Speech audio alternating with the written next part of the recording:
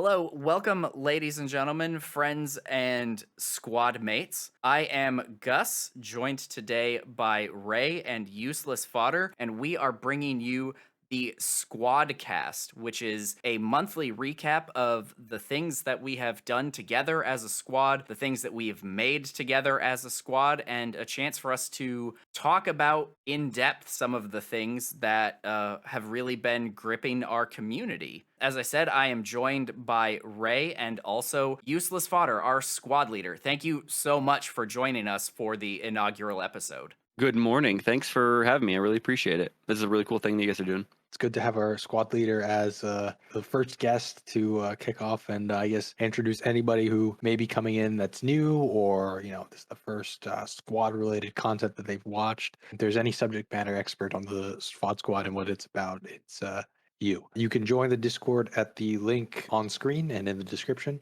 Fodder, could you tell us what the FOD squad is for those who don't know?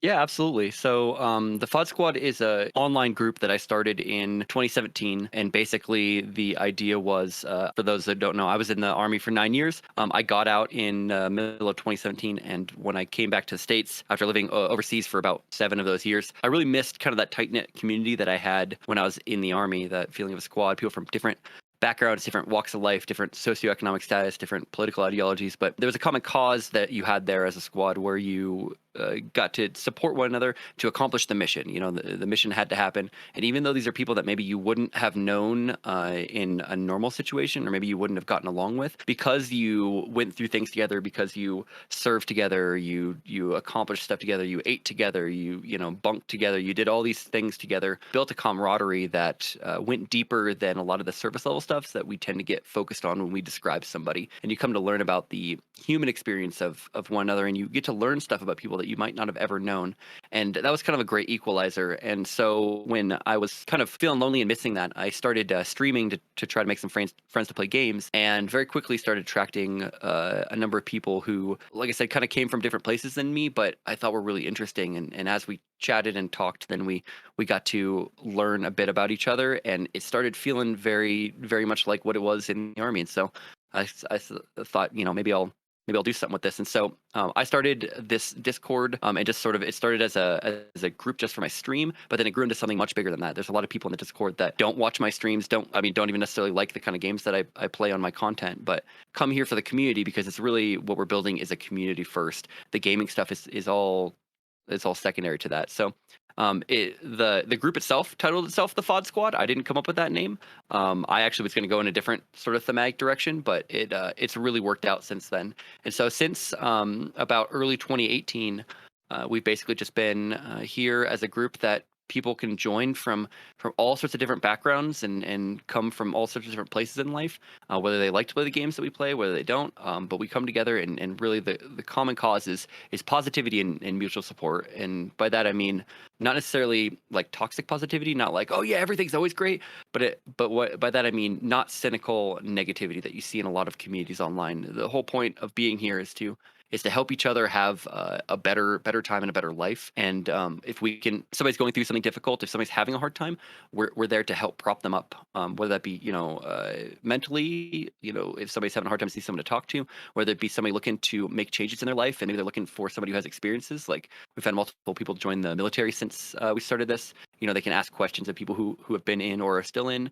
Or even we've had some situations where financially people just didn't have enough to pay the bills or buy food for themselves, and we've pooled money together. And what makes that work is that we start with that common basis of respect, positivity and mutual support.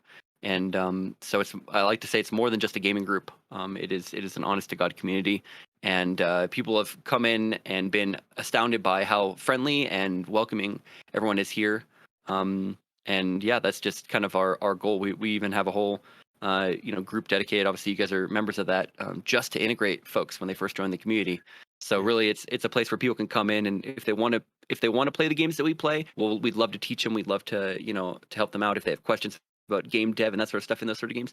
But really, even if people have never played a tactical game or interested in it, they can still come in and join just for the community, which is 95% of what we do is talk about real life stuff and not necessarily just video games. Yeah, I agree. This is in my experience, been the most, friendly, welcoming, and inclusive online community I've ever been. It really feels like, if we're going to talk about the army, it really does feel like a good representation of that online, where everybody's, sort of friendly, interacting with each other, supporting each other, we'll goof around with each other, and it's something else. And speaking as one of those people who comes in and really didn't have any kind of background in tactical gaming, like I can 100% confirm that yes, this is a cool place to be, even if you're not really into tactical games.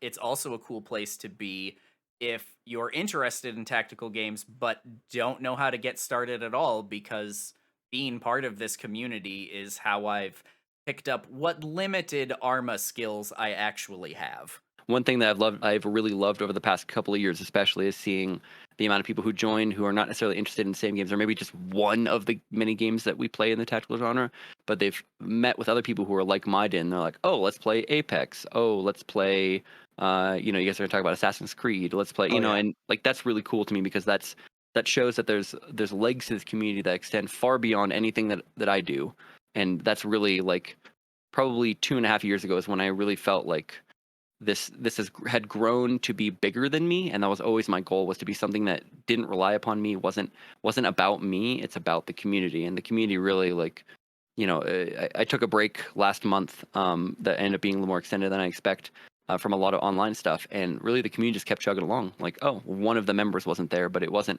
like I was organizing everything. The community just kept continuing, and honestly did a lot more with each other during that time than I think even normally does. So that it feels really good, and that's part of what makes the massive amount of work that I put into this community, kind of really pay it. It's the payout and dividend now, seeing it grow into what it's grown into. Yeah, I'm glad, and I agree that it's a community that has a mind of its own, and it's more like of a friends group, general friends group, where we tend to share, common interests, not always overlap, but there's always something that people can come in and talk about and relate to and find a friendly ear. And I don't think that I have not found another place on the internet that is like that. So it's a great thing we have going here. Yeah, and I think that actually really segues us into our next topic really well, which is like, what things did the community do during this kind of break that FOD was on? So like, let's talk about our January events. I know one of the big ones was Poodle's Operation Kujari Stabilization 2, which I believe all three of us were there for that one. Yeah, Um, I think so. I know, Ray, you were a little more involved in the combat of that. Can you give us like a quick rundown of like what the actual mission was? I want to first talk about the planning that went into this op, which Hoodle did a lot of, and I helped out with too. I think me and Clemens, possibly more people in the squad, helped him write up that document, that op org that he released. It was really detailed, authentically styled. You He guys should put a definitely lot put a of link. You should definitely put a link in the yeah, description, or link in link will the be in thing the for this. Yeah, description, and it's on screen now. it's really good. It's like amazingly good. Yeah, it's got a lot of attention to detail, a lot of thought, and he consulted with as many people as he could to make sure that it was authentically styled, but still had like an impact. I remember on the first one, since this was a sequel to another op and the same series, he had like there were like mosques on the map and mosques that the players might enter, and I told him that one thing that he might add is that in certain countries such as Afghanistan, NATO coalition were not encouraged or not authorized. Sometimes they couldn't go into these mosques because the government at the time didn't like soldiers going into religious institutions where they may or may not have been welcome, and so the partner forces would have to go in. And Hoodle decided to incorporate that by saying most are off limits. We can't enter those unless they are obviously declared hostile. This little things like that. I don't think the most even ended up being a gameplay consideration there. They were here where we actually did end up going in to one of them and clearing out some enemies. But those little things like that were just like something that you might not normally even consider. But he added as a part of his op, a part of this op org. I think that was wonderful. As far as what this particular mission was, Australian Defence Forces, of course, Hoodle is Australian. We were to clear IEDs from a major supply route into a war-torn city and give humanitarian aid organizations a path in. So it was sort of like a common NATO, support mission in Africa. And we ended up facing a lot more heavy resistance than expected. What happened was Hoodle accidentally made his trigger to spawn enemies local rather than server only. So we ended up facing like 1,000 dudes or something. And it was some Black Hawk Down stuff. I think like 200 enemies total KIA. And we had to get out of there. But really, the setting was just so authentic. It felt good and felt real that there was a massive intelligence failure, and we ended up stumbling into that. There was some wildlife that was just running around randomly and like stopped in the middle of the road, for example. And we just saw these like wildebeest running by, and that was some of the coolest stuff I ever had in Arma, and I think that was great.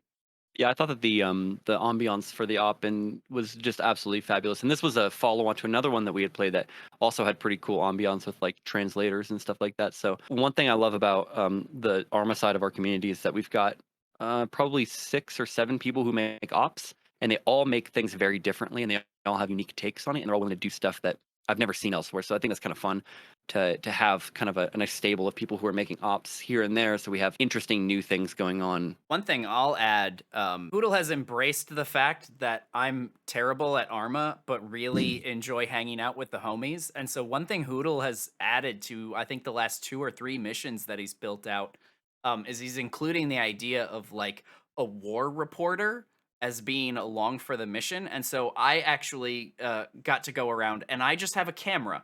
I don't have a gun. I don't have a grenade. I'm just wearing some body armor and running around with a camera, doing combat photography. And it's like, I still get to be a part of this experience with everybody, but I don't have to stress out about combat tactics and am I going to forget what key is bound to what and accidentally throw a grenade at someone, because that's happened more than a few times. And it's just like, it speaks to what the squad is, that even though there's someone who is absolutely trash at the game, and if I was on the combat team, I'd honestly be a liability, but there's still a place for me in this mission, and that's like, it means so much to me. Yeah, and I think that it's a good point. I don't think any other place you could get that kind of thing, because if you look at the average tactical community, who's going to want to just stand around with a camera while everybody else is having the fun firefights, right? It's only because we have such a diverse community where, say, not everybody is into shooty. We have a lot of different backgrounds, and it's because of that we can have like a combat photographer to go around and take pictures of us, and it makes it more authentic, and it gives us some great screenshots. So I think that's a wonderful, uniquely FoddSquad thing. Yeah, so I'm not sure if Hoodle's planning on doing a follow-up. I'd love to do more in the Kujari sort of world that he's been doing, but it's pretty great, and just like I said, just a good example of something unique that Hoodle being Australian and we played as ADF. It's kind of fun to do something from a different perspective instead of just the very American centric stuff that you normally do. Exactly.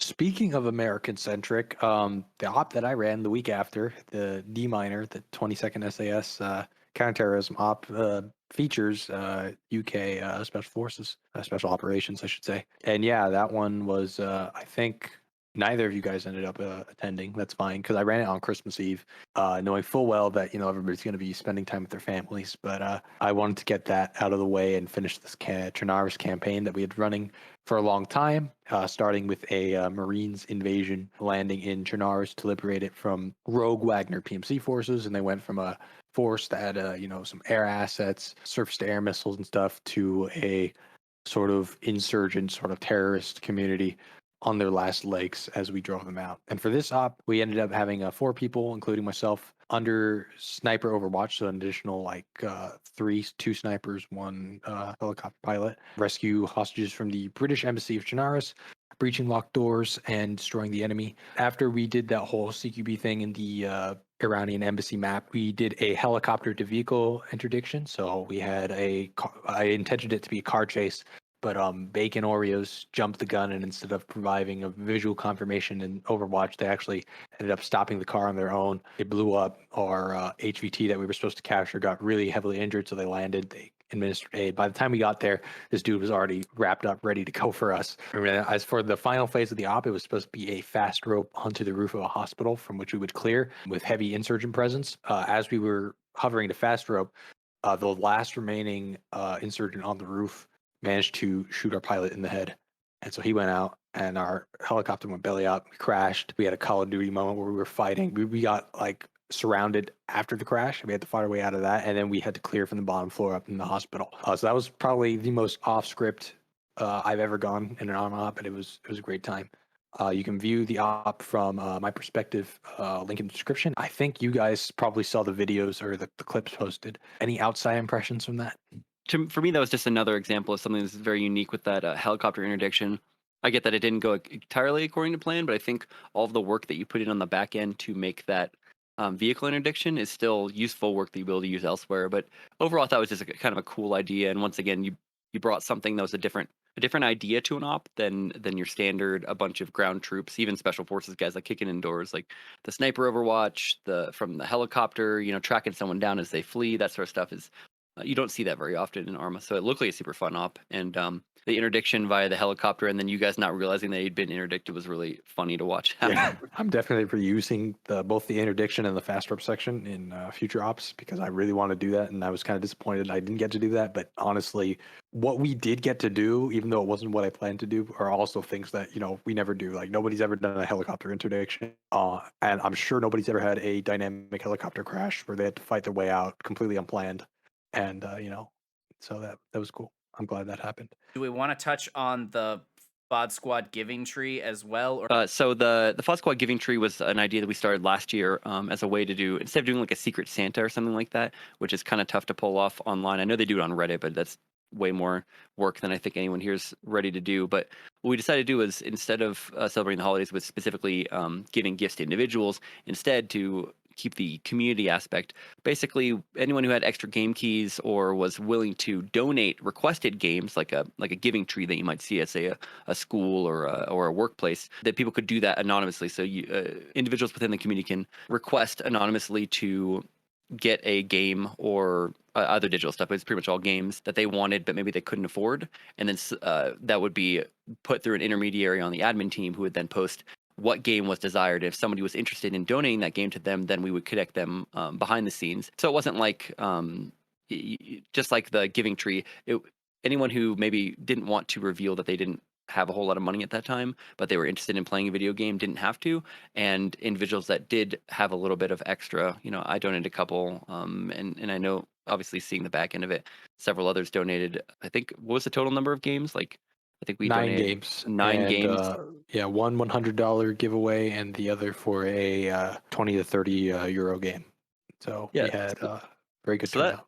I think that's really cool. I mean, that's hundreds of dollars worth of things that were given away back to the community. And like I said, it was done anonymously. It wasn't like everybody individually got a big kudos. Oh, thanks everyone. Like it was all done behind the scenes. It was just out of the goodness of people's heart, which I thought was really neat. I thought it was really cool that people got to play games that they wouldn't otherwise get to play, and it was really cool to see the community once again sort of rally around, knowing that not money's not great for a lot of people, but even some folks that I know, things are tight. We're still able to find just a little bit to donate to the community. So that's pretty neat to me. yeah, I love the idea of the giving tree when you rolled it out. It's like it's such a cool concept, and like I see gifting of games sometimes outside of the giving tree, but like to really like bring it home and like make the holidays cool like that. It's so cool. This community just goes above and beyond sometimes when it comes to looking out for each other and others. Move on to the other things of note. So we have the FoddSquad weapon charms.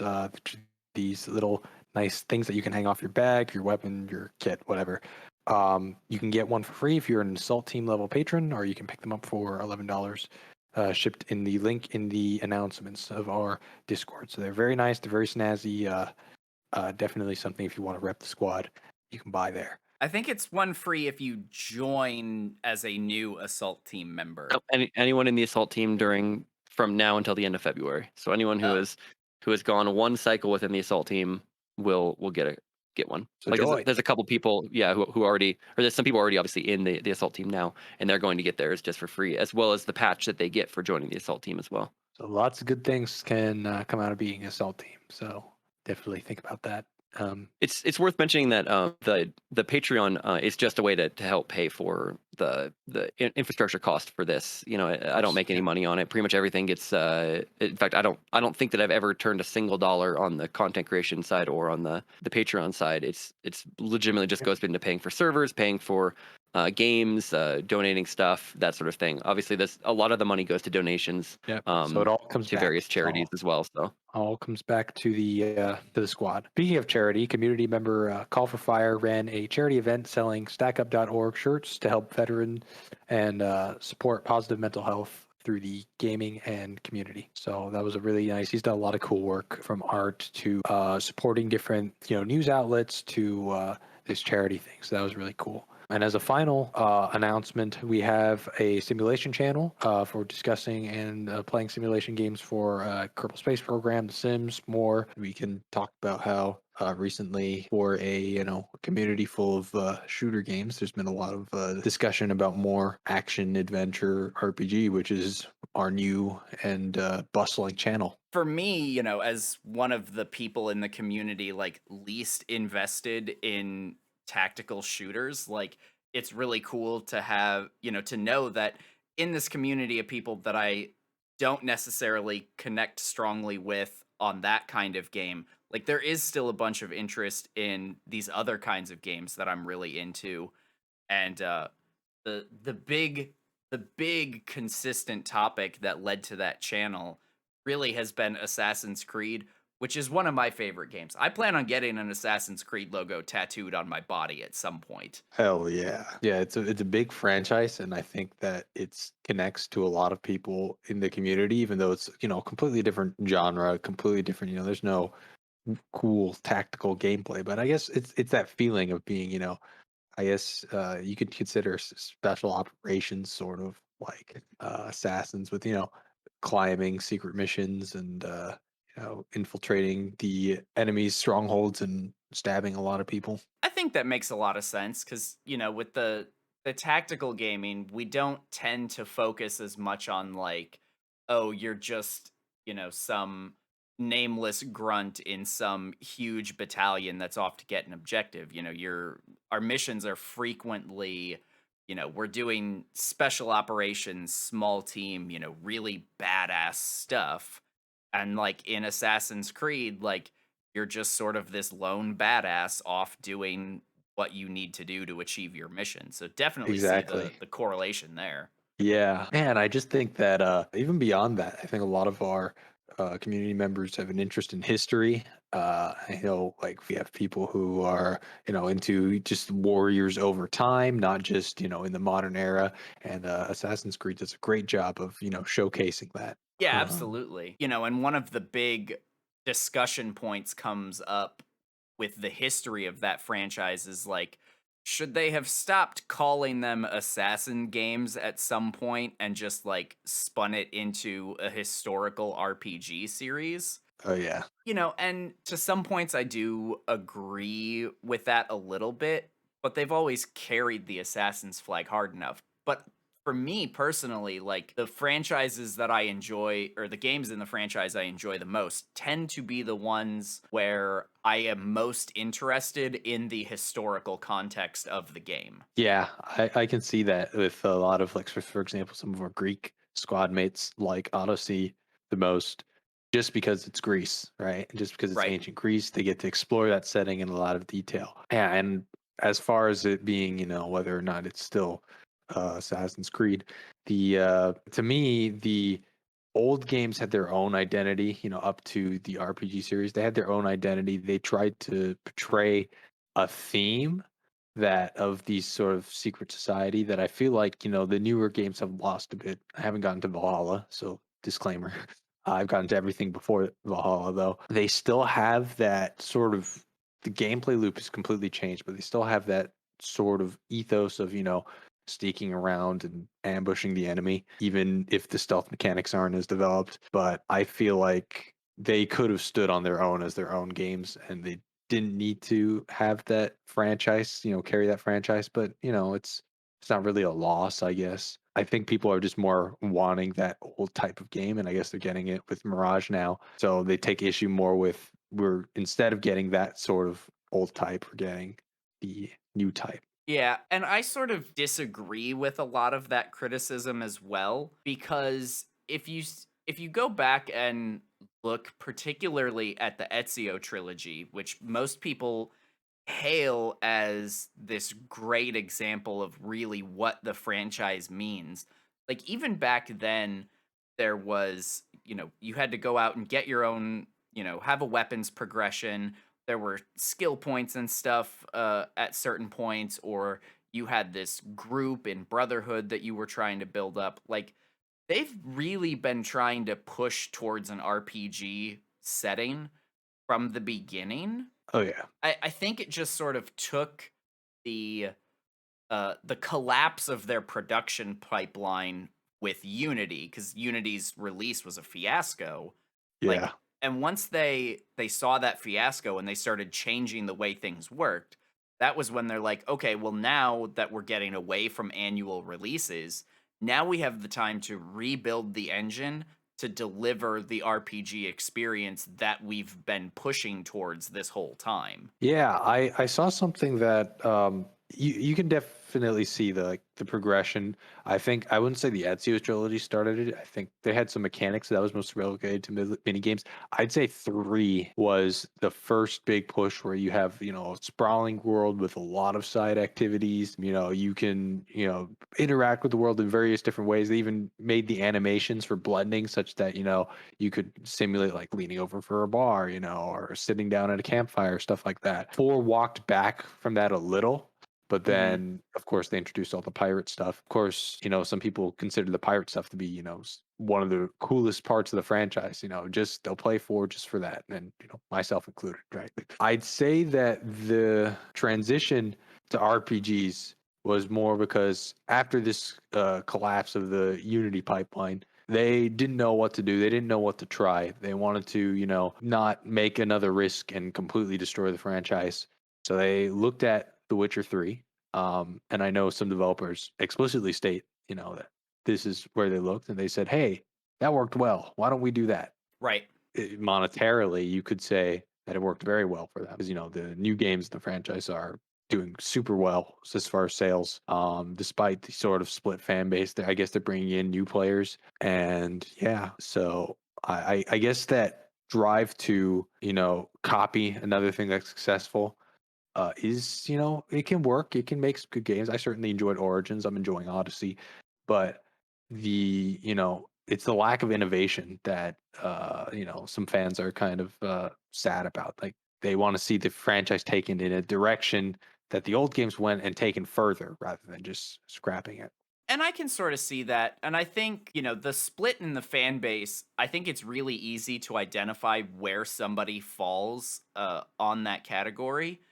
Speaking pre Unity, if somebody's favorite game in the franchise is Free or Black Flag, they're going to be really happy with the RPG direction that things have gone. If they prefer something from the Ezio trilogy, they're not going to be very happy with the new trilogy. And like that's become really obvious in the discussions that we've had where like Waksu, for example, is not at all a fan of the RPG Oh trilogies, yeah, but he really likes Unity. Well, Unity is the one after the Ezio trilogy that's most like the Ezio trilogy. exactly. Yeah. I think he's gonna be happy with Mirage. Everything I've seen about Mirage very much feels like they're trying to go back to what Revelations felt like. And so I think that's gonna be great. I hope so too. Of course we haven't seen gameplay, and I always reserve my judgments until we do.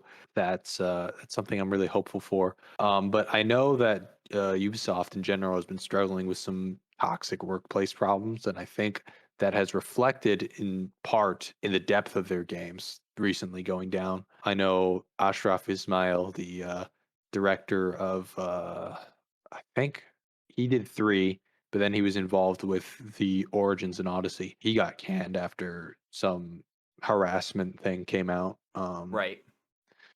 And I know a lot of employees have been saying, this isn't a good place to work. Our managers don't listen to us. We're working a lot. With, the working a lot part is kind of game industry standard, for good or for bad. But I think For bad. Ubisoft, yeah, for bad. That's the implication here is, I'm not saying that this is a good thing, but it's kind of a common thing, not unique to Ubisoft. But I think the unique thing to Ubisoft is like, our management doesn't listen to us, or they just kind of make arbitrary decisions and they send off in us direction, and it really, hurts our morale because we don't agree. And if you look at other things like, say, Rockstar Games, even whether or not you like their games or what their direction is. Their employees still complain about burnout, but I'd say as far as passion goes and creative direction, Rockstar Games really, takes into account both the fans and their developers, and they end up making an experience that you can tell they liked making it. They put a lot of soul into it, and I feel like the more recent Assassin's Creed games kind of lack that soul. Like they're still fun, but they lack that depth and soul. Yeah, and I think a big part of that comes down to the philosophy of how each studio wants to work. Assassin's Creed had the Unity debacle that they did because they wanted to be on an annual release cycle. So they Right. spin off a second studio so that they've got 2 years to develop each title, but those years are offset. So, three three starts on 1 year, and then a year into three, a second studio starts four. And when the studio that finishes three wraps up, they move over and start working on Unity. When the Black Flag studio finishes, they start working on Syndicate, and the cycle just sort of breaks. Whereas Rockstar is like, yeah, we've put out 3 games in the last, 10, 15 years? Right. And they're just willing to take as much time as they want, as they need, in order to get their experience right. Exactly. And that's a good thing. Can you imagine if like Red Dead 2 was made on a yearly release schedule? It would be nowhere near the, same amount of hours, amount of stuff you would see in the game. They took like 5 years, I know, just for the voice acting. And the performance capture. Yeah. And And it's good. I actually really dislike Rockstar games. Like I don't find them fun experiences, but the thing I don't like about Rockstar is the way their interactability works, the movement engine, how combat works and stuff like oh yeah, that. yeah, yeah. As far as their like world building and storytelling, like it's super obvious that everybody involved in that is like really passionate and dedicated. It's just like I don't enjoy the moment to moment gameplay, and it makes it insufferable to get to the cool, interesting story beats. Yeah, I sort of agree. I mean, Red Dead 2 is one of the clunkiest games like I've played in the modern times. Especially it's came out in 2018. It plays like it's 2008. It really is the story and the world building that carried the entire experience for me. Um, I guess tolerance to whether or not you can tolerate that is person to person, but it's definitely something that they would need to work on compared to say the Assassin's Creed RPG trilogy. The gameplay of that is, in general, really smooth. It's limited in scope compared to the older games, but everything that they have from the sailing in Odyssey to the movement mechanics, as stripped down as they are, to the combat, they play intuitively. Yeah, and like continuing with the comparison between Assassin's Creed and Rockstar, I think the game that I like the least out of the RPG trilogy is Odyssey. And I feel like in many ways Odyssey is the most similar to a Grand Theft Auto 5 or Red Dead Redemption, where it's just like it's this huge world and there's so much stuff in it that sometimes it's difficult for me to feel connected to Oh yeah, any of it. yeah. I agree. It's that change, that biggest change. The reason why I didn't like the RPG trilogy as much and I actually burned out the first 2 times is because it's 1,000 miles wide and an inch deep, right? Yep. There's so much to do, so much to see, but you never really build a connection to anything there. It's just like extra filler, extra fluff. And I got around that by as I've discussed in the Discord community, I level broke it. I used Weemod's trainer to memory hack, all the points, start out with a fully upgraded tree, and then I just followed the story, maybe a few side missions, but being Yeah. able to follow the story and having a more personal connection, even though you're missing out on all this, extra stuff that the developers put time into, that more personal experience really clicks with me, and I think that it's something that some of the older fans might miss. Absolutely. And like I think and so Valhalla is my favorite of the RPG trilogy, and one of the reasons it is my favorite is that you don't need to level break it in order to just focus on the main story. And man, did they do a knockout job with the main story in Valhalla. It is so good. Like if you're a fan of shows like The Last Kingdom or Vikings and Vikings Valhalla, like playing Assassin's Creed Valhalla feels like being the main character in one of those shows. It's so good. That's nice. Yeah, I'm looking forward to trying it.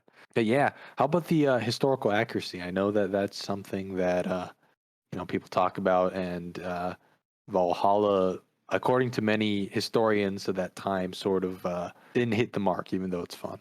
Um, I guess it's sort of difficult to say because like there's not a huge ton of information available about all of that stuff. Like with the Ezio trilogy, we were looking at Renaissance Italy where we've got so much more information about who the people were and what they were doing and stuff like that.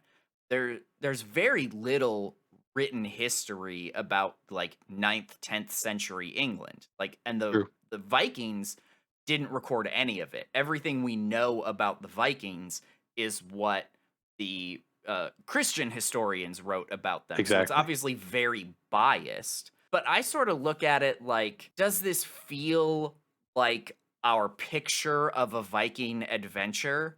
And does it sort of fit the secret society assassins versus templars ethos that we've built up in the franchise?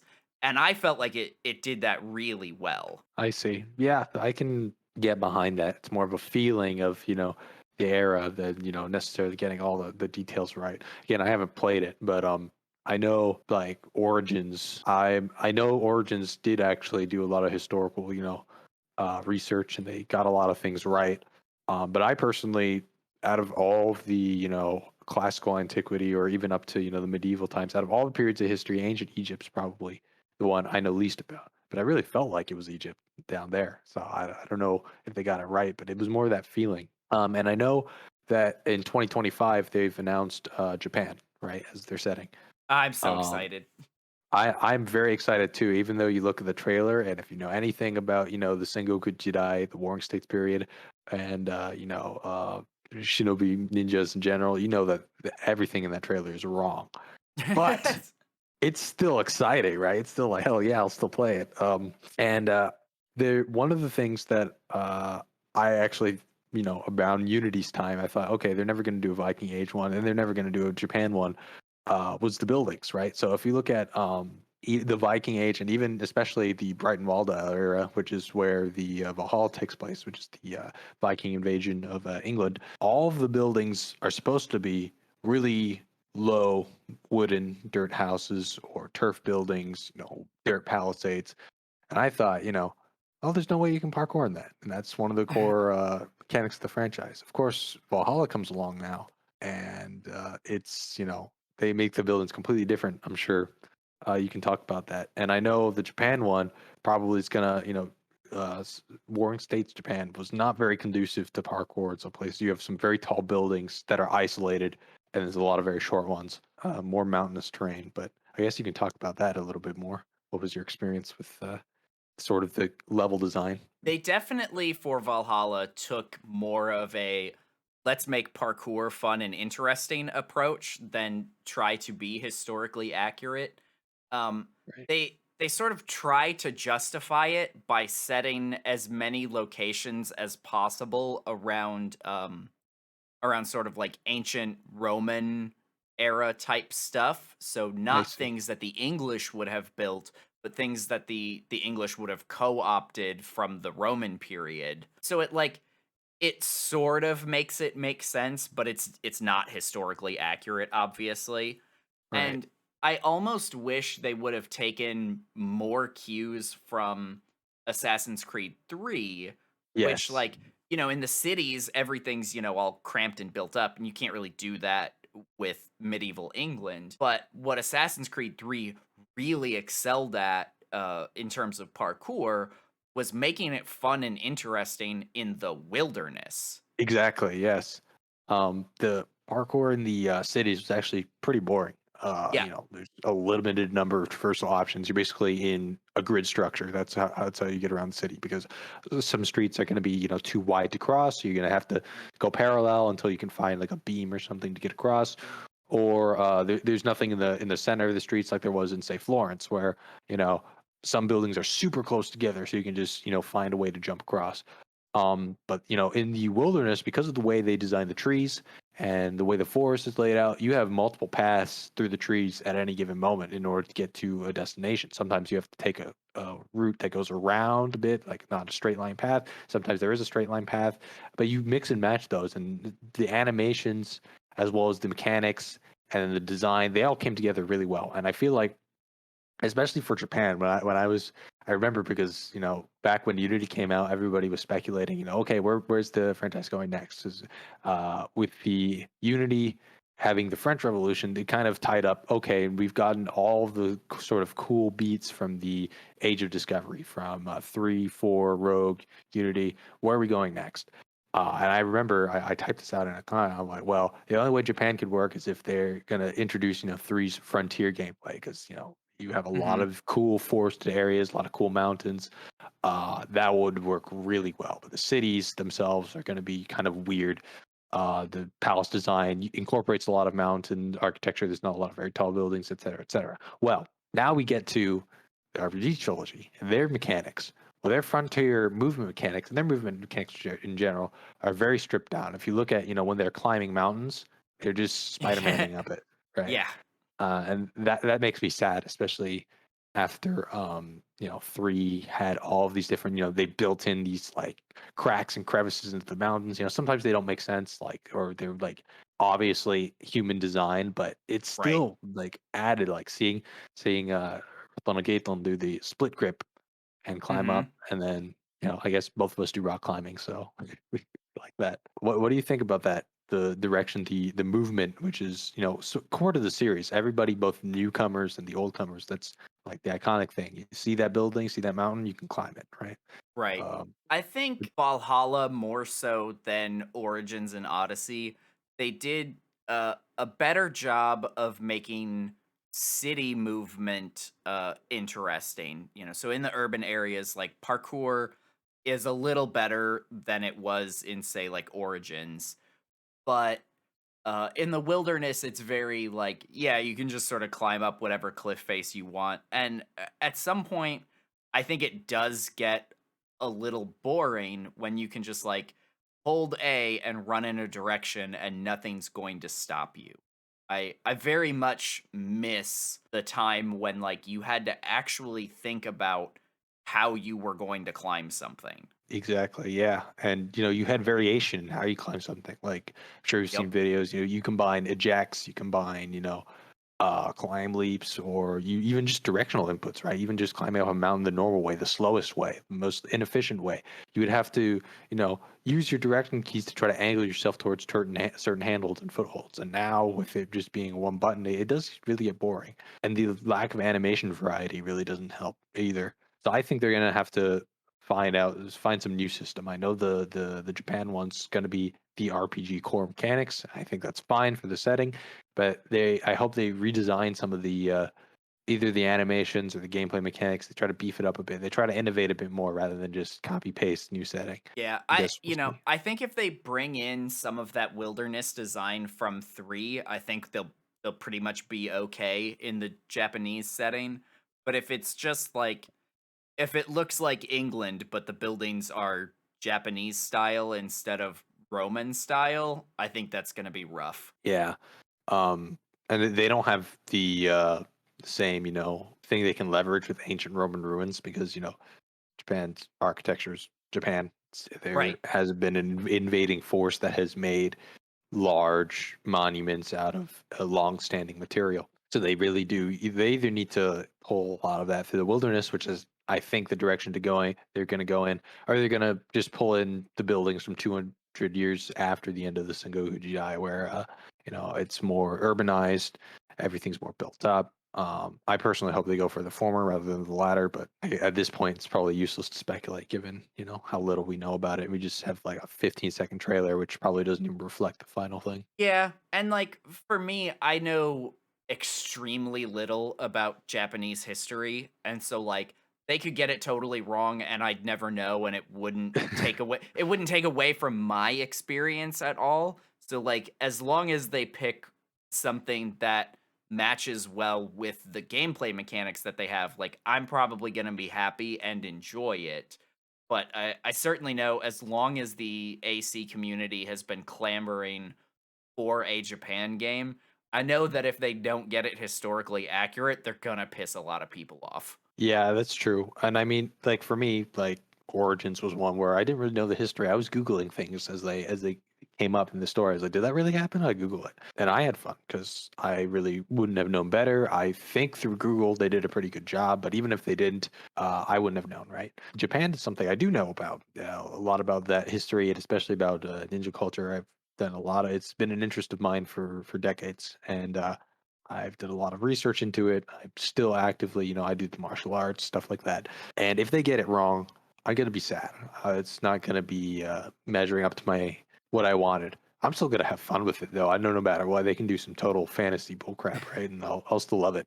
And I think that going back to what we said, delivering that experience does count for a lot, especially in the absence of competition, which is something Ubisoft's really good at exploiting. Even back with Ezio trilogy, right? Nobody had done a Renaissance game before. No other place could experience the Renaissance. Rome, Florence, and then later Constantinople. Nobody else, or very few people, have done the colonial era, right?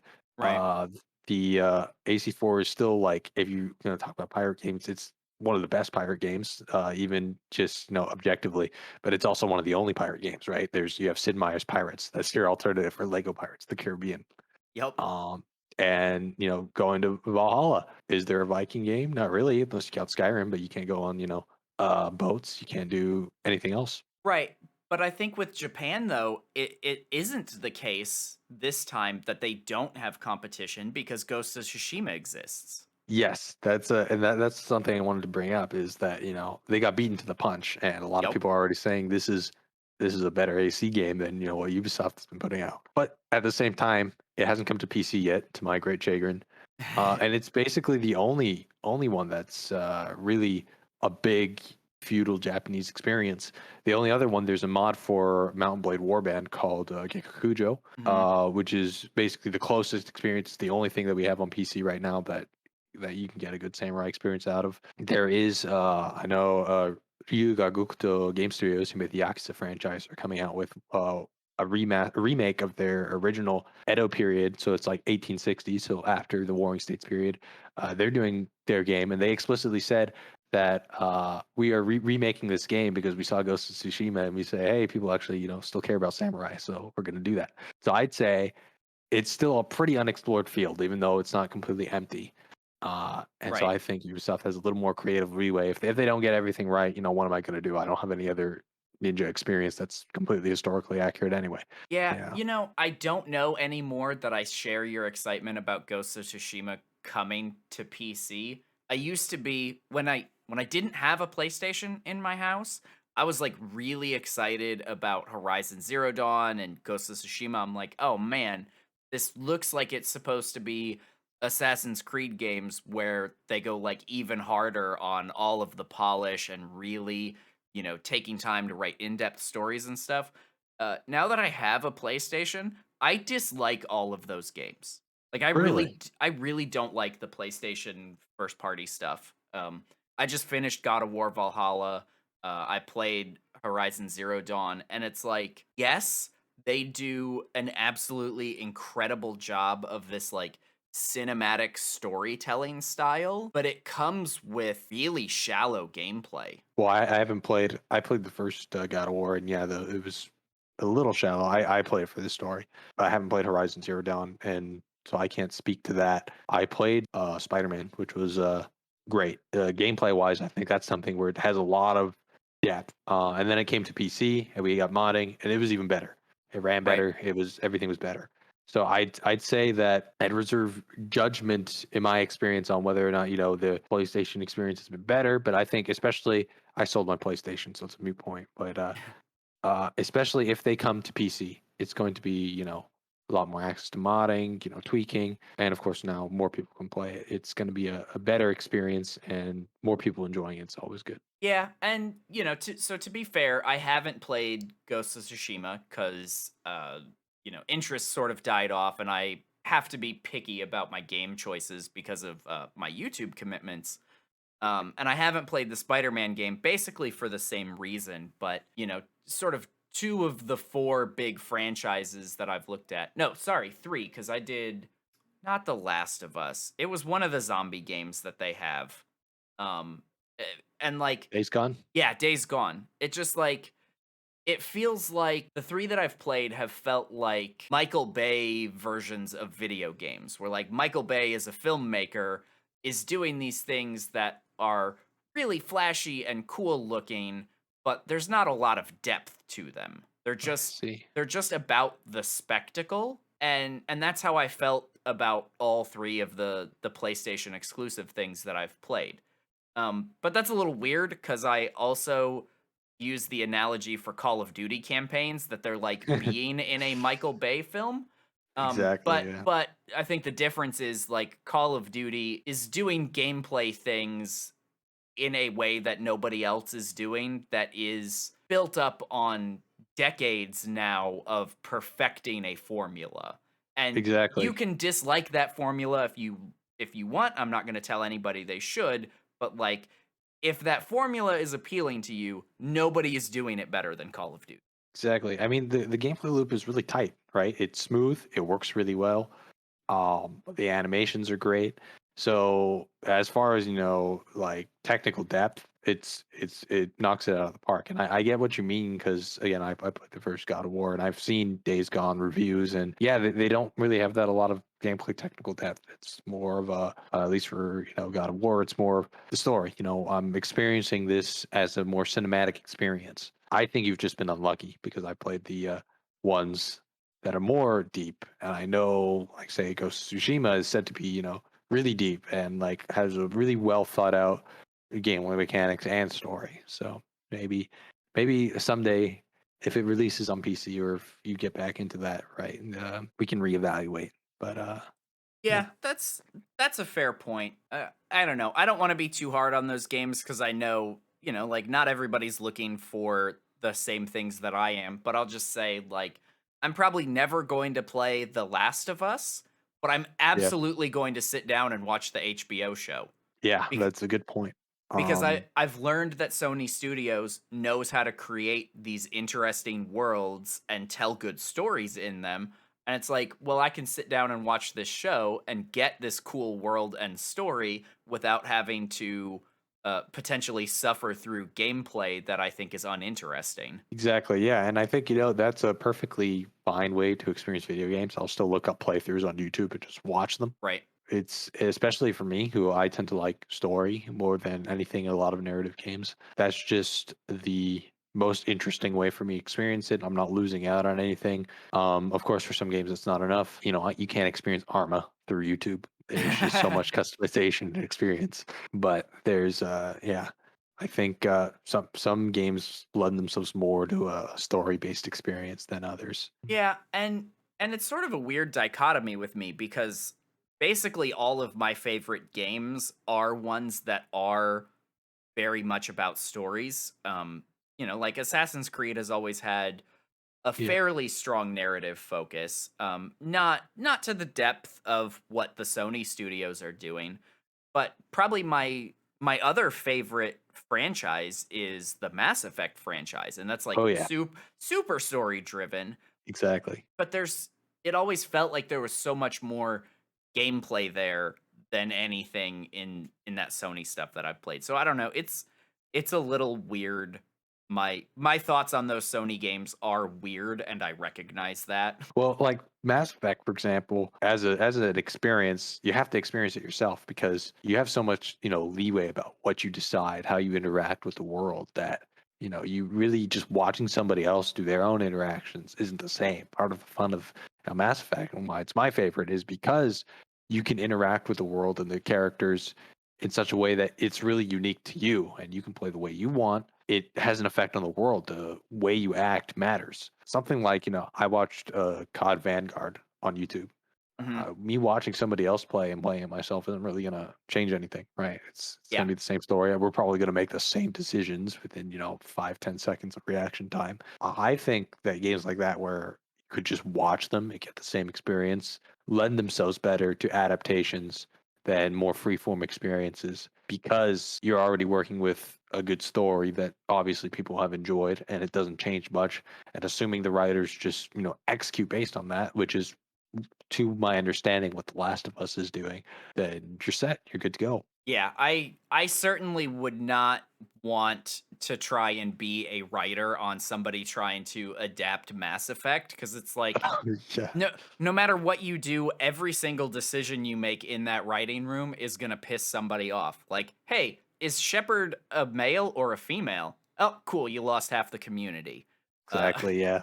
you know, do they romance Caden, Liara, or uh the expendable one? Crap, I forget her name. Ashley. Like, oh yeah, look, you've pissed off another 2/3 of the fan base. Like, what are you gonna do? Does Garrus do calibrations? No, you missed that scene. Minus 50 points, right? Yeah. Ah, Garrus always does the calibrations. Garrus is the best. The only thing you can do in that case is like you set it in the same universe. You just try to mention the events of the main game as little as possible, and then you do your own story. So in that case, you're rebuilding the story, but you're taking the universe. I think that Right. can work. Yeah, absolutely. But to sort of to come back a little bit to Assassin's Creed, because we've been on a bit of a long tangent. I think one of the things that you're going to be really excited about with Valhalla is that the way they've sort of crafted their main story, they have started to incorporate pieces of that, BioWare Mass Effect style of like you Ooh. can make decisions that are going to affect how stuff goes. They're not quite as big of the scale as what you see in Mass Effect, but you end up with more options that feel like they actually affected things than we've seen from the series so far. That's cool. Yeah, I mean that feels weird in an AC game, right? Because I'm used to I'm experiencing the story of somebody else. This device that gives me access to the memories of my ancestors, and part of the fun of the old AC was seeing these characters. Sometimes they make decisions you wouldn't make, or they make mistakes. Mhm. Or sometimes they do something that you wouldn't have thought of, but it ended up being good. And they had a lot of philosophical discussion about whether or not their actions were just. Of course, they always acknowledge that it's not moral. They're murdering people, but is it just? And that philosophical discussion was something I actually missed from the more modern AC. It's not as well thought out, and I wish it was. But to be honest, you telling me about Valhalla and it's that way as a Viking game, I think that's pretty cool. I'd like that a lot. I'd still have a lot of fun with it, but it's different. It is different, but I think if you're for anyone who is a fan of the Mass Effect style of games and is not married to Assassin's Creed being like the Ezio trilogy, I think Valhalla is definitely the best thing they've done since Black Flag. I think there's probably a long, interesting discussion that people could have who like Black Flag and Valhalla about which one is better. But I need you to play Valhalla so we can have that conversation one Exactly. day. Yeah, we can come back to this and talk about it. Yeah, I'm definitely looking forward to it. And again, it's not like I hate the RPG trilogy so far. I had fun with Origins. I'm having fun with Odyssey, and I can like them as games, and I don't resent them. But I can understand also the old fans are like, okay, these are great, but I want more of this, and I'm not getting this, and I'm sad. And I'm glad actually that Ubisoft is going back to Mirage and saying, okay, we're going to do this too, and that's good. Yeah, I'm really excited about Mirage. Like even though I am, my two favorite games in the franchise are Black Flag and Valhalla, I'm still really excited to go back to, something more like Revelations or One, like let's go back to the Middle East and really dive back into, the Assassin's Creed being the thing, the focal point. Like that's going to be great. Exactly. Yeah. That specific, no longer as a Viking or as a Spartan or as a Medjay, you're now, actually an assassin, and that'll be really cool. And I'm excited for that. But I'm holding my excitement until we see gameplay because Right. Ubisoft track record not great, but we'll Yeah, see. it's fair. Hope, hope is all we Hope. can have. Rebellions are built on hope. Exactly. Uh, Trained my children that every time somebody on the TV says the word hope, they will respond with rebellions are built on hope. It's great. Nice. If I ever have kids, probably got to train them to respond General Kenobi to every hello there. But My yeah. teenager does that. My little ones don't.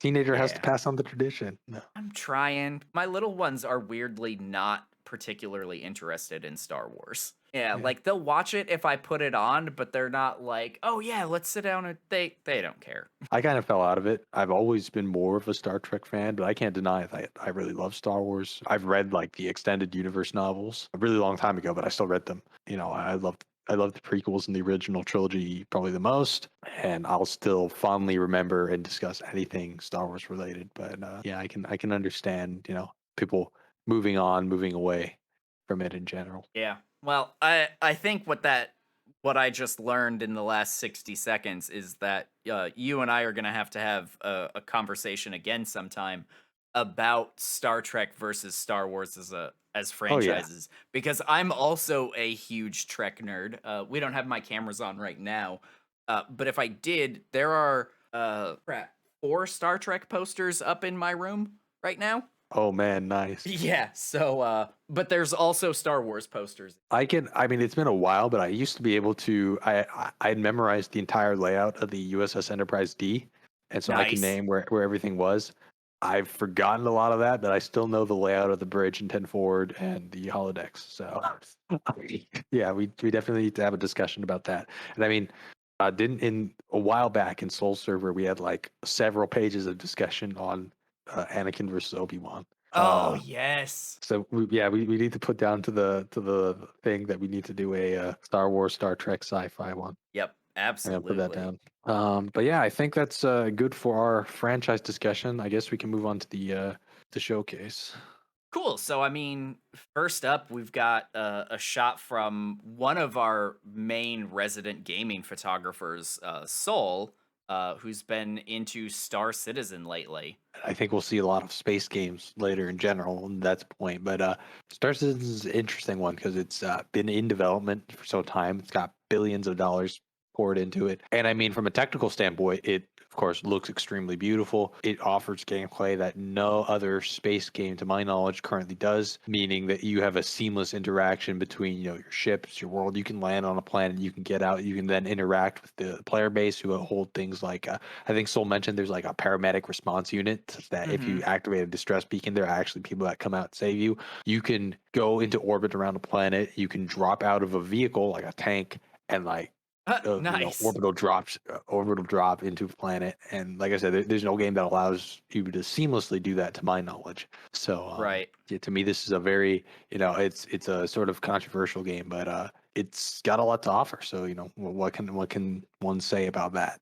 I'm like on the fence about the game as like if it's something I ever want to get into because I know it's from what I've heard anyway, it's very much in the vein of like X3, which I have Oh, actually played, where it's kind of this like sandbox in space, almost almost like if you stripped out the main story of something like Skyrim, you just got this like big open world where there's stuff you can run around and do in it and quests and things like that.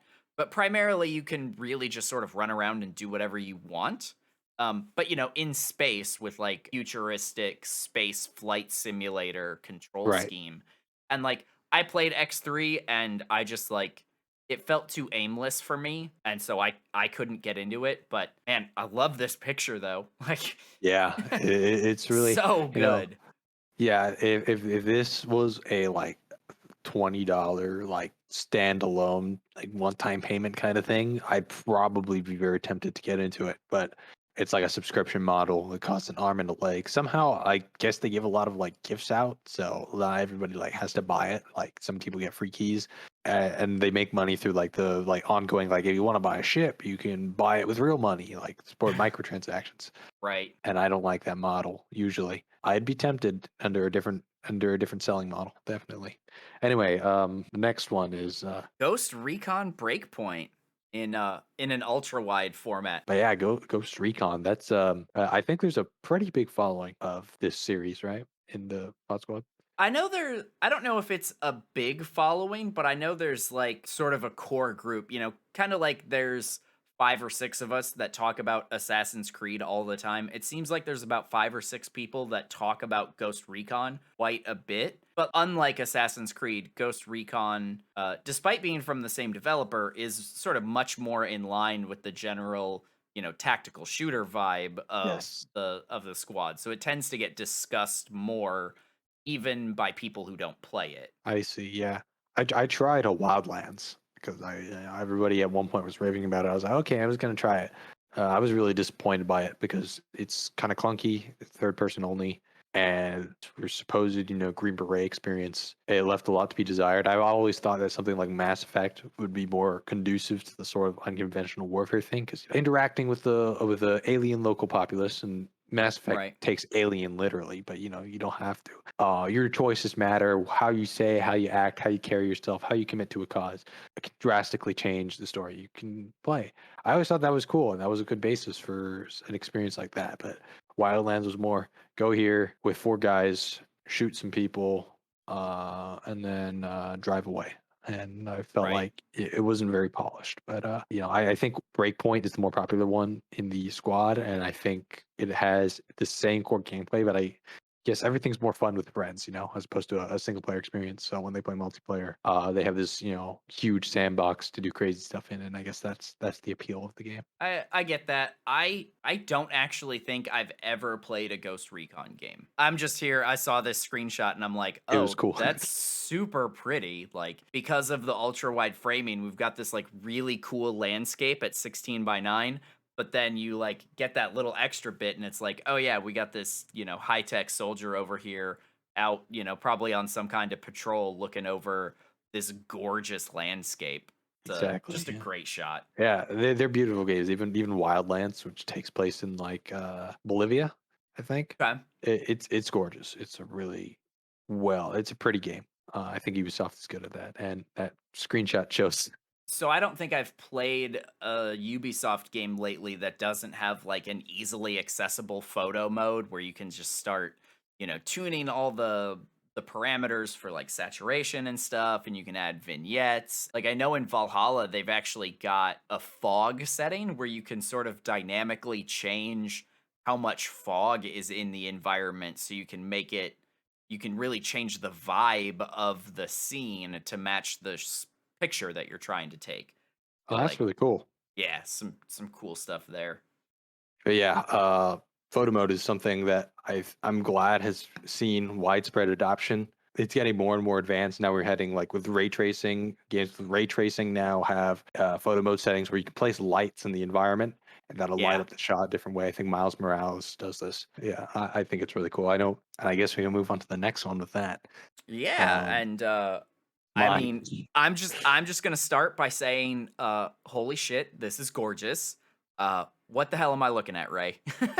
Yeah, so Yakuza, and this is Kiwami 2, which is a remake of the original 2. So they had a series going on. Then they had a prequel, Yakuza 0. Okay. And then they started remastering them with the first two, because the first two were only on PS2, and they look look absolutely PlayStation 2. awful. So they completely, yeah. So Kiwami and Kiwami 2. This is Kiwami 2. This is like, I think, a 2017 game. Okay. And so they completely remade everything in their newest engine, which is what they're doing all of their recent games on up to 2022, including this one that's coming out. Okay. And it is the best looking game I've seen that runs this well. I could run it on my old laptop at like max settings. My fans would be spinning, but it looks like this. It's gorgeous. I think how they do that is because all of their set pieces are really constrained, They're only maybe Mhm. like a square kilometer in size, and everything's on foot, so you only move on foot, so it doesn't seem like constrained.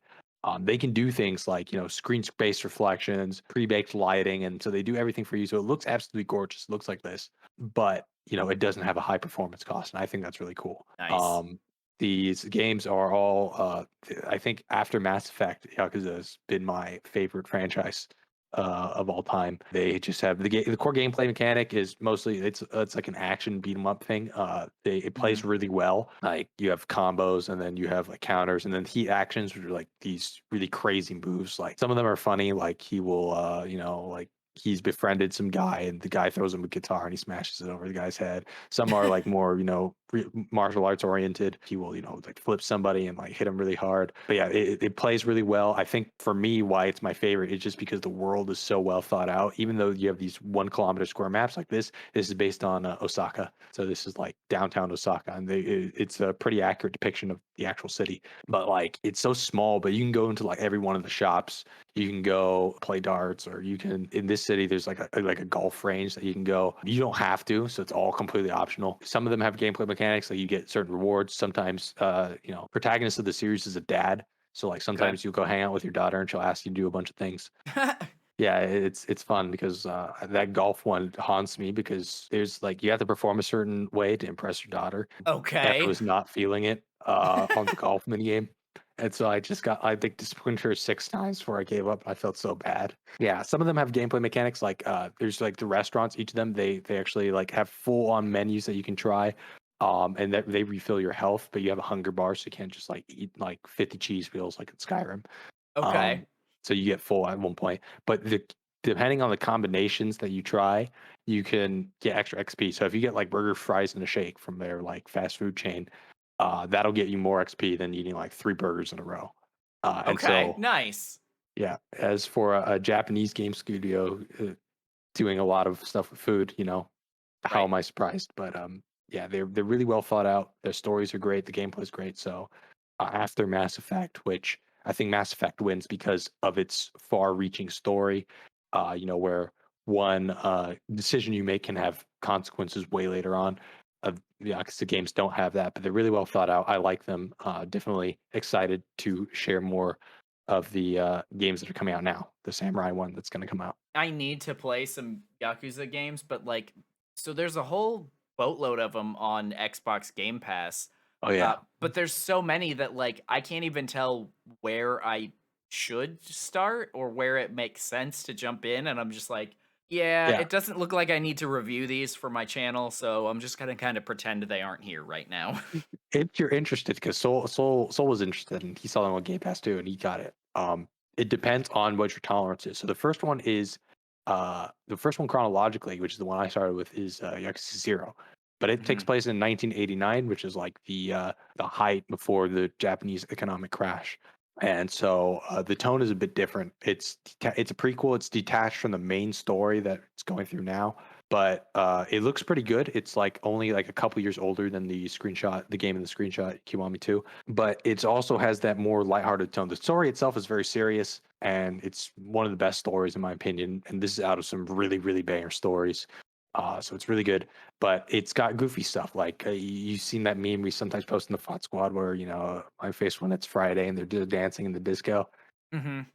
That's from that game. So it's got like goofy. Okay. You'll go from like the most heart wrenching emotional story ever with high stakes, and you'll be like crying. Then you go to the disco and do a dance battle with Michael Jackson. So it's a little crazy, and I know Soul didn't like that. Soul's like I can't wrap my head around it. I loved it, but if you're looking for Okay. something more serious, Kiwami one. It's still got those side activities. It's got some lighthearted tone, but it's more serious, more focused, and chronologically as far as the main story, that's where all of the main games take place. So that's Okay. like you'll be able to start from there and follow along, and that's like a couple years or a year older than Kiwami 2. So this Kiwami 2 represents a very big graphical leap, but Kiwami 1 still looks really, really good and performs really well. So I Okay. recommend one of those two. Let's move on to the first of several Arma screenshots. I mean, obviously, Arma is a big deal for our community. Um, so there's quite a bit of Arma stuff in here. This Yeah, one really appealed to me because, like, a lot of the Arma screenshots we get are like these super serious, like, combat moments, and this looks like three soldiers who are, you know, smoking and joking in the motor pool or something. Uh, but exactly. I Yeah. actually, but I actually talked to Toastwitz who took this screenshot and got some of the backstory. So I guess him and a friend had created these like fictional nations. Oh, And one was Nordic and one was Baltic. And like this campaign story, whatever that they're playing through, this moment represented their two forces doing a joint training exercise together. So like this that's really is cool. three soldiers from two different factions just like relaxing at a down point during training. And like, you know, as a veteran, I'm like, yeah, I can definitely understand where a picture like this would have actually come from Oh in yeah, a exactly. situation like that. Yeah, and like built the mood up a lot. I would have liked to. I guess I can tell. Okay, their uniforms are pretty different, but yeah, I think moments like these represent the most of Bot Squad in general. Even when we're playing Arma, right? A lot of it's just standing around goofing off. So I like this screenshot, and I think that the lore that Toastwitz has built around this is really cool. I've seen some like videos around it, like them pair dropping somewhere. I don't know as much about it as I'd like to, but these Mhm. kind of activities where people are building this deep lore and they try to look at the more, personal, slower moments that happen are something we need to see more of. I like that. And we'll definitely be hitting on that when we get to our after action review, talking Oh about yeah. I think Hoodles op in particular. Like, oh man, Yes. great for that. Um, but let's go on because we're gonna talk more about Arma. We going back to space, Hell and this yeah. time for one of my screenshots. So this is from Kerbal Space Program, and it's highly visually modded, but very minimally gameplay modded. And so I've got packs on there to make the starfield look more interesting and more detailed textures and stuff for the ground. But I've been like watching a bunch of Kerbal Space Program YouTube, and this one dude, like almost everything he built as like a single stage to orbit space plane. And I'm not Oh. nearly good enough to do that. And I'm in a career mode where like I don't even have the technology to do that. But I really wanted to start messing around with the idea of like a shuttle where I could, go fly this shuttle around on its missions and then it could go land back on the home planet. And so this was the not the first shuttle that I was flying around, but the first like heavy shuttle that had like a really huge capability set. This was its maiden voyage, and we didn't go land on anything here, but we went to a bunch of locations. And as I was coming around the moon getting ready to do an exit burn, like everything just sort of lined up where it's like, "Oh, home planet's right there." I'm like, "I got to get this screenshot." Oh yeah, the blue marble, right? Yep. Yeah, I still need to download the visual mods. I've been playing some KSP2, and it's a lot of fun. I'm no longer an orbital mechanics expert. I guess I never was, but I used to be more in tune with this kind of thing. I'm kind of just feeling my way around in sandbox mode, trying stuff out. And it's just a lot of fun to, the visual effects are really good, even in the base game, seeing your craft burn up in entry or exit, and just trying to see the other celestial objects in the solar system is it fulfills the desire that humans have to explore and see space, and you can do it from the comfort of your own home. I think it's pretty popular in our community. I enjoy your stuff. I know like people like Bacon Oreos likes it. Controlled Pairs, one of our allied officers, Mhm. played this game the most while on deployments offline. Like he just Okay, boot yeah. this up and play it. So I know like this strikes a chord in the community and probably just in general. KSP2 is coming out soon. Do you want to talk about that? Oh man, I'm so excited for Kerbal Space Program 2. So from the time that we're recording this, we're like 3.5 weeks away from the Oh, KSP2 nice. launch. Yeah, it's coming super soon. A lot of what we've already seen of KSP2 looks like they're taking input from a lot of the mods that got built up in KSP Oh, for like quality of life features and just nice. incorporating that kind of functionality directly into the base game. I see. So sort of what like Bannerlord did for Mountain Blade, where they Yep. took all of the stuff the community did and said, okay, we're actually going to perfect that. That's a great model. And of course, visually it looks great. Probably Oh god. Yeah. far greater than what you can take with the old engine and mods just because of the limitations. They really, it looks beautiful. Oh I'm yeah. excited for that one too. Did they add anything as far as, extra, gameplay? Is it going to still be this core gameplay, solar system, and just constrained there? Or, They are really pushing the limits. So like stock Kerbal Space Program or, Kerbal Space Program with DLC, you have a solar system and you fly around and you do your stuff by yourself and it's fantastic. The long-term plan for Kerbal Space Program 2 is that they are going to add to their career mode. They're going to get to a point where we're extending into future propulsion technologies Mm, that would be capable of taking us on interstellar journeys. oh boy, that's And nice. That's so great. there's going to be multiple stellar systems in KSP2 eventually. I guess they're sort of reconfiguring their career mode to be less focused on like, oh, you need to do things to improve your funds to build things. I assume there will still be some kind of like economy in their career mode, but what they really Right. want to push towards is this like colonization model Oh man. where you'll go found colonies on other bodies and you'll fly and this is actually an idea they took from a mod for the original KSP, but you'll essentially fly a template mission for doing like logistics runs between the locations that you have set up so that you can keep building and pushing your frontiers of your colony system. Wow. And Man, I'm super getting excited. critically, they're adding multiplayer. Oh, that's really cool. So like you can join other people's worlds and Yeah, play so on those. like you and I, and it won't be available at early access. Most of this stuff won't be available at early access, I see. but once they get there, it seems like the plan is that the multiplayer mode is intended to be kind of like a space race. You're one space agency, and I'm a different space agency, and we're going to compete to achieve things in space first. I see. And So that more of sounds a really cool, but I would PvP.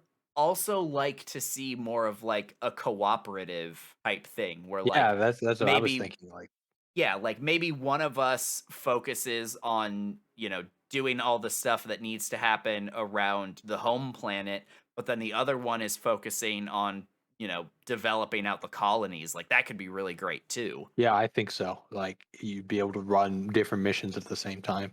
I guess we'll see. Maybe that is something they'll add. But that is that's a lot of stuff. I think that it's going to be a great fun, and looking forward to that. Yeah, I'm super pumped. Um, and keeping, I think we should probably move on Yeah. back to Arma, but sticking with things that fly. Um, and I genuinely did not believe this was an Arma screenshot when I pulled Oh, it it up. is. Yeah, Wow. so when I first saw it, I wrote down in our notes, I'm like, this is from Farsight, and I'm like, flight sim question mark. But no, I talked to him about it. This is an Arma screenshot. Wow. Mind blowing what a game that old can look like with a talented photographer who put a lot of effort into getting a screenshot like this. Exactly, and I mean that's where that meme comes from me. That's Arma, right? It comes from me going and looking at screenshots and like, what game is that? That's Arma. That game is that? That's Arma. I'm like, no way, this is Arma, right? It's impossible. It doesn't look like that. But lo and behold, we get screenshots like this every so often. Yeah, it really shows how great the game can look. It just has this. Even though the engine is old as hell and it's really not optimized and it sucks, and we need a new one. And Reforger showed us that, and it's way better. There's just something beautiful about the game in general, even when you don't have it lined up with screenshots. I think they get the core environments right, and just because they're just so sprawling, and I guess based off real locations with satellite info and stuff, they sort of just feel alive, even when you're just walking through. And so even from the skies, when I'm sure if this didn't have a depth of field effect, you would see the ground and it's in low res, low texture and stuff. It's still really beautiful to fly around, even though I can't fly for crap. I Eh, bet you're better at it than I am. well, there's something. I have a little more practice, I guess. Yeah, probably. It's a cool screenshot. Yeah. So I somehow did not actually find out what game this is from, but next we're going back to sci-fi something. I want to say Star Citizen. I think you're potentially right, but I'm just not sure. I forgot to ask Slug Fox when I was getting his permission to talk about it, but I just like grabbed that one for a similar reason as the toast picture. It's like we oftentimes get these like intense combat things, and this is like a dude sitting in a galley waiting for his food to show up or something. And Yeah. like, but it's still like a gorgeous screenshot. It's like, how do games look this good? Like, Oh yeah, lighting effects have come a really long way, from reflections to scattering. We figured out both how to create hardware that supports this kind of thing, and of course the code to scatter it everywhere. And I think it's the lighting that really carries this one. It's really nice. I think it's Star Citizen, but just environmentally, it looks cozy. All the lighting. It's you get that feeling of I'm in an isolated area, probably far from home, but it's a cozy thing. It's a cozy yeah, place. Similarly, with Sea of Thieves, right? Now we're I getting to the know, next one. right? I had this discussion with Soul. It has the best looking water I've ever seen anywhere. Yeah, Um, 100% agree. I haven't played it yet, but been looking at it just because of that, that pirate water experience. Unfortunately, it's multiplayer only, so I'd have to actually, or you can do it solo, but it's not as. Yeah, it's a really janky experience solo. Yeah, I wish they had a solo single player kind of thing because that would be more my style for this experience. But the way the light comes off the water, the way the waves break and their size, Hmm. and scattering when you're underwater or even above water. It's just Microsoft really nailed it with this one. It's Yeah. crazy how far tech has come because I think water is one of the hardest things for a computer to model precisely. Oh, absolutely. Because I mean, it's like it's reflective but see through, and it's see through but it diffracts, and like it's clear but it has color. And that's ignoring fluid dynamics, right? So Right. uh, you either have to model like several billion particles at once, or you have to somehow like do a heuristic to get the water to move the way it should as a fluid, but not so computationally intensive that it burns down the PC, right? It's crazy, how much work needs to go into even like you have a ship that's going through water. Okay, it's going to displace that water. How will it displace that water? And Sea of Thieves did a really good job of that. And it's just because of that that I really want to try it out. I played a little bit of it by myself. I need to actually play with some friends at some point to get like the true experience, but it's very weird to try and play it on your own. Oh yeah, yeah. Sol told me that. I guess we gotta figure out some way to get the squad in on it. Yeah, we'll definitely need to do that. All right. Ready or not, here we come. Ground branch, actually. Oh, is it? Yeah, I'm pretty sure because this was the quad nods update. Oh, UI I saw looked like UI I saw on Ready or Not. So it's Yeah, Ground Branch. they look very similar, and with this update, because before the ground branch night vision goggles looked really crappy. Mm-hmm. And of course, Ready or Not, for this early access update, was the one where, other than 0 hour, the night vision looks really good. So definitely understand that. But yeah, this is Ground Branch, Okay. their new update, and it looks great. Yeah, I think Ground Branch mechanically feels the best out of any tech shooter I've ever played. Like for their night vision, right? Their buttons are similar to the buttons that you would actually press on PEC 15, right? So you press and hold for your Mm-hmm. laser to come out, or you can double tap to keep it on. I don't know if they have the 5 minute limit or not, but like it feels like the most translates to real life best kind of thing. Okay. You have high and low ready positions, and now their night vision effects are a lot better, so you no longer have to be staring at this blurry, crappy image in green.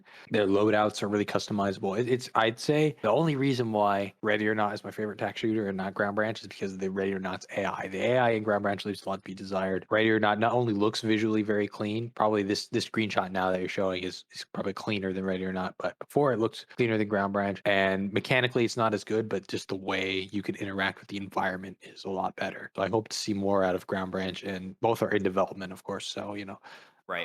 the devs are going to keep working on it, and I'm really excited to see how they progress over time.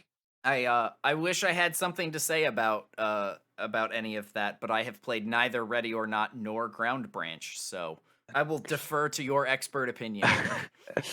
Yeah, it's fun, but I don't think it's a game you'd like to play. Probably not. No.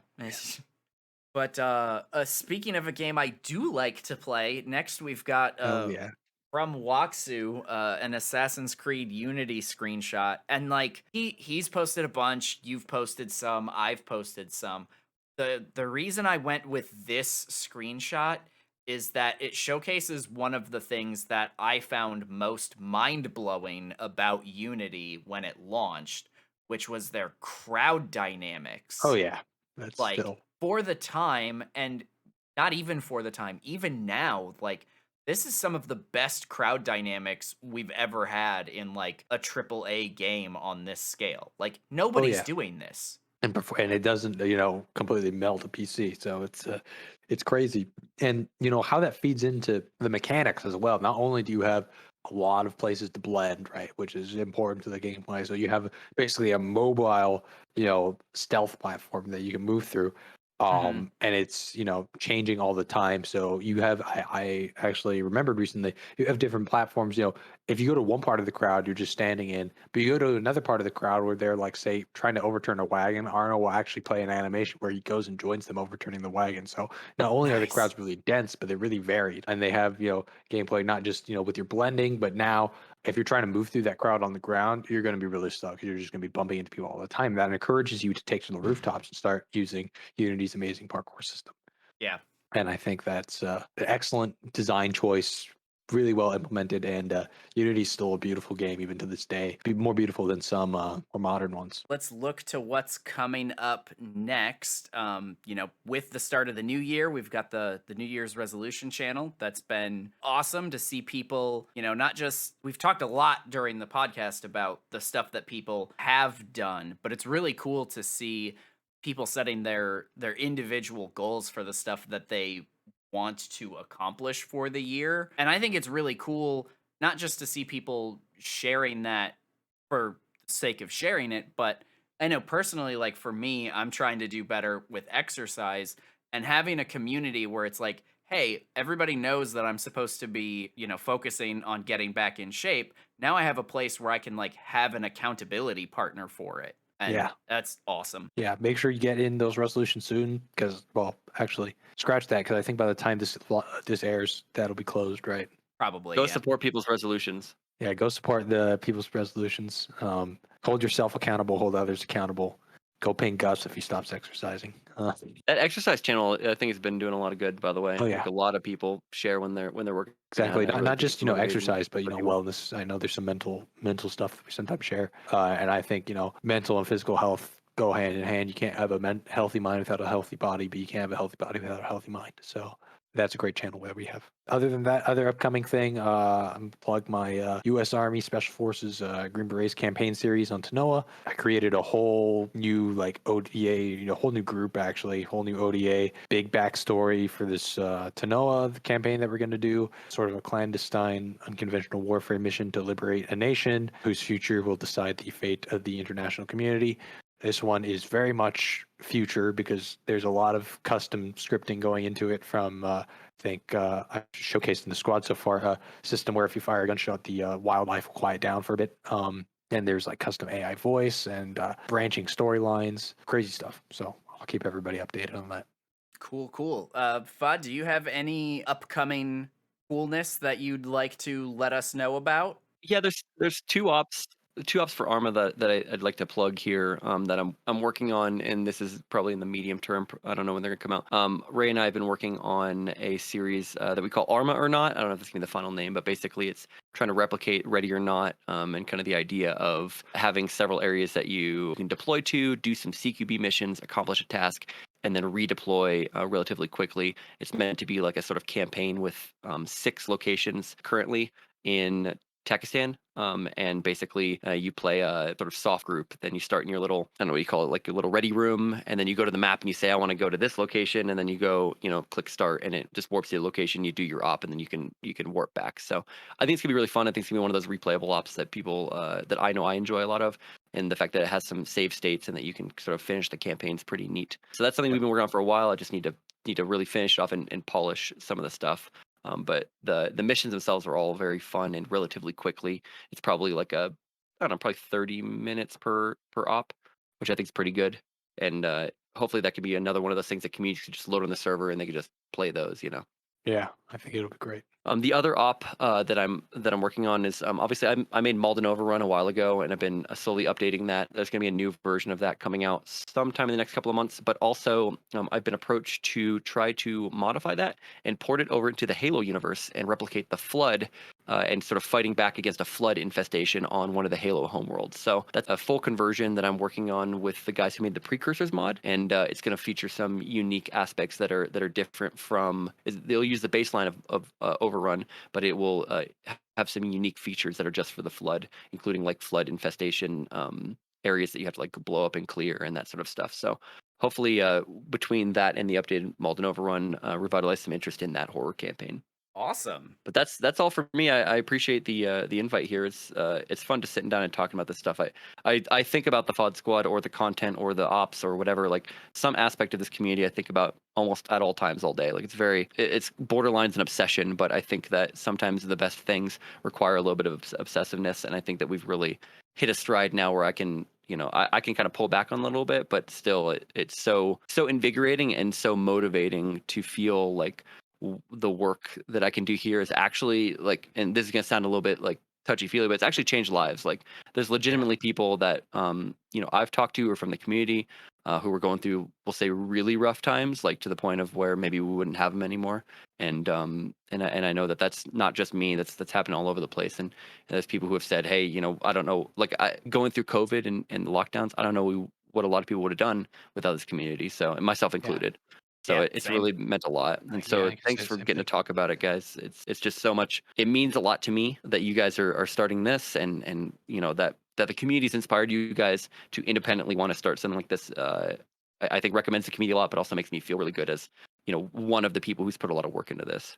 Absolutely. Well, I think that is actually going to be bringing us to a close. So once again, I have been Gus, one of the integration team. You can typically find me down in the simulation channel or the action adventure RPG channel. That's kind of my jam. And I have been one of your hosts. Ray has been one of our other hosts. Ray, where can people find most of the stuff you're doing? I guess I have a YouTube channel where I post stuff, most of it FOD Squad related stuff. Sometimes my own, just goofing around. On the FOD Squad, I'm in every channel basically. I have a lot of interests. I like talking about things. So if you join, Gus and I are probably going to be one of the ones to greet you if it's not Hoodle. So yeah. Then we have, of course, our squad leader FOD. FOD, any closing comments, remarks? Yeah. Obviously, if you haven't heard of me, I do make the YouTube videos and I do the streams on the Twitch, and I'm pretty much on all the social medias as UselessFodder. And I'd really love it if anyone's listening to this and they hear anything that interests them, whether it be the ops, whether it be the fun other games that we're playing, or whether it just be the community, that you come join us at discord.gg/UselessFodder. That's the like permanent link to us, or discord.uselessfodder.com, either one you use, and we'd love to have you. We'll obviously, as Gus said, they'll be there to welcome you with open arms, and I'd love to talk to you guys.